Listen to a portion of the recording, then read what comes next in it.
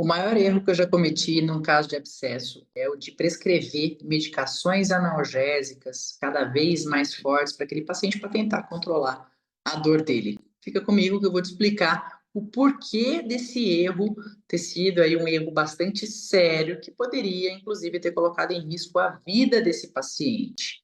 Seguinte, o paciente me buscou para atendimento, fiz a drenagem cirúrgica, fiz o acesso endodôntico, ou seja, eu estava chegando naquele próximo do que a gente considera o ideal num quadro de drenagem de abscesso, num quadro de atendimento de urgência de abscesso daquele paciente que chegou ali com o rosto inchado. Foi um caso que eu fiz também o uso de uma medicação antibiótica após a recomendação, porque o paciente que apresentava sinais de disseminação sistêmica, né, a gente apresentava um pouco febril, um pouco abatido, fragilizado, não se alimentando direito, não se hidratando direito. Então, um quadro de infecção ali que já demonstra que aquele organismo ele está perdendo as rédeas da situação frente à infecção. E aí, depois do atendimento, fiz a prescrição de uma medicação já para dor de moderada a severa, né, que foi inclusive Tilex, de 30 miligramas para esse paciente, dada a dor que ele estava, e a gente tem que considerar, né, quando a gente prescreve um protocolo de controle de dor pós-operatório, uma das coisas que eu levo em consideração é exatamente a expectativa de dor pós, de intensidade leve, moderada, severa, como aquela dor pré-operatória desse paciente, pré-drenagem, pré-acesso no canal, ela já se encontrava ali de moderada a severa, né? Essa expectativa de dor pós, ela tende a ter essa influência da dor pré-instalada, ok? Muito bem. E aí, pós, já dei uma medicação que, né, considerada aí já de uma medicação analgésica mais potente, e esse paciente continuou com uma dor bastante intensa. Opa, pera lá. Fiz a drenagem, fiz o acesso via canal, fiz tudo que eu imaginava ali que era, né, tudo que é o recomendado, o ideal mesmo, descontaminação dos canais. Prescrevi antibiótico, esse paciente ainda está apresentando, poxa, esse quadro de dor que eu não estou conseguindo controlar. Uma dessa, tentei modificar, acrescentar alguma coisa, a gente busca outras associações, fala, será que essa medicação aqui não tá funcionando bem para esse paciente? Né? Então, a gente vai, sem perceber, nessa tentativa de ajuste, o tempo vai passando, né? E tempo é algo muito sensível quando se trata da progressão de uma infecção, né? E aí, quando a gente percebe, já se passaram aí praticamente 24 horas, fala, opa, pera lá, 24 horas, quase 24 horas, eu não tive aí uma mudança desse quadro. Então, em vez de eu pegar e tentar ficar mudando essa medicação para uma medicação mais potente, para esse controle de dor, eu tenho que pegar e fazer o quê?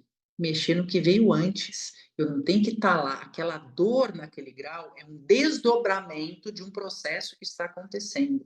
E esse processo, por mais que eu tenha feito intervenção considerada aí próximo do ideal, porque houve drenagem cirúrgica, houve o acesso do canal e esse paciente não responde da forma como esperado, eu tenho que parar e rever o que está acontecendo antes de simplesmente seguir, né, nessas trocas ou tentando associar outras medicações, tentando controlar uma dor que muitas vezes não pode ser controlada, porque ainda existe muito ali da causa presente. É claro que se tratava de uma infecção já um pouco mais avançada, não era o caso assim desse paciente estar piorando tão rapidamente assim a ponto de precisar de um atendimento já hospitalar, que eu tenho que ser muito criteriosa também com relação a isso.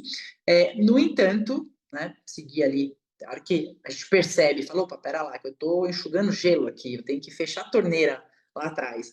Então, eu vou rever o procedimento que eu fiz, porque pode ser que eu tenha feito, mas não tenha feito de forma tão adequada como eu imaginei. Então, revi drenagem cirúrgica, revi acesso aos canais e revi também o que? A medicação, né? Por quê? Poxa, pode se tratar de um caso, e foi exatamente esse o caso, de uma resistência microbiana, tá? A questão de resistência bacteriana é algo de importância, né? É algo de saúde pública global, por apresentar, né, ano após ano, um número maior de mortes por ano decorrentes de infecções que simplesmente não responderam às medicações que a gente tem disponíveis. E Existe, né, logicamente, nesse aumento, né, progressivo dos casos de resistência microbiana, com certeza a gente tem que considerar que aquele paciente que está ali na nossa frente, ele pode estar dentro de um quadro desse de resistência. Então, eram cepas bacterianas resistentes à amoxicilina. Fala, Fernanda, então já vou começar num tiro de canhão. Calma lá, colega, senão você vai causar um problema que pode ser ainda maior para todos nós, né, que é simplesmente tornar bactérias resistentes a uma outra medicação antimicrobiana. E hoje, nossa primeira escolha é a amoxicilina, e no caso, quando existe uma resistência à amoxicilina, né, a opção pode ser por conta. Aliás, o paciente, vamos supor que ele tenha vindo de um ciclo recente aí, que ele usou amoxicilina, qualquer outra infecção que não tenha sido nem necessariamente odontogênica, mas fez uso da amoxicilina, pode ter alguma cepa resistente, eu tenho uma suspeita disso, aí eu posso lançar mão do clavulin, né? Porque o clavulanato de potássio, ele tem a ver com ele funciona como um inibidor suicida. E, na verdade, permitir que a amoxicilina possa atuar, ok? Então, ele não é assim, olha, ele não é um fármaco que diferente, não vai ser um antibiótico diferente, ok? Mas ele vai ajudar, no caso aí de cepas resistentes à amoxicilina, ok?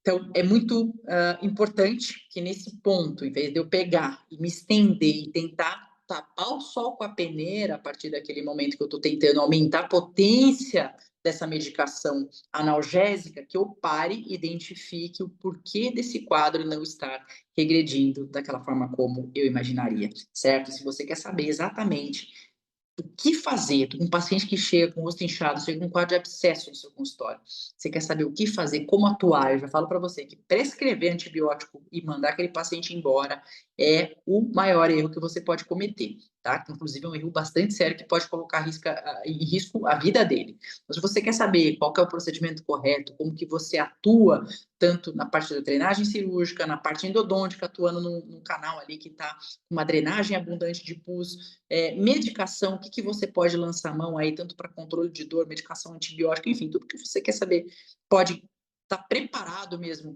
para receber um paciente desse no seu consultório. Eu vou deixar aqui na descrição desse vídeo, no YouTube, pode ser eventualmente também aqui nos stories aí do Instagram, um link para você conseguir fazer a sua inscrição, o seu acesso ao workshop sobre abscessos, diagnóstico, conduta e terapêutica. Você pode ter acesso aí imediato a tudo isso, e o legal desse link é que ele vai estar com valor absurdamente promocional. Esse valor promocional é por tempo limitado, então não sei dizer aqui se no momento que você está assistindo esse vídeo, se você ainda pegou esse valor promocional, mas se você está assistindo no dia que esse vídeo foi publicado, isso pelo menos eu garanto para você, ok? Então, um grande beijo, espero te ver em breve lá dentro e a gente se vê na próxima aula.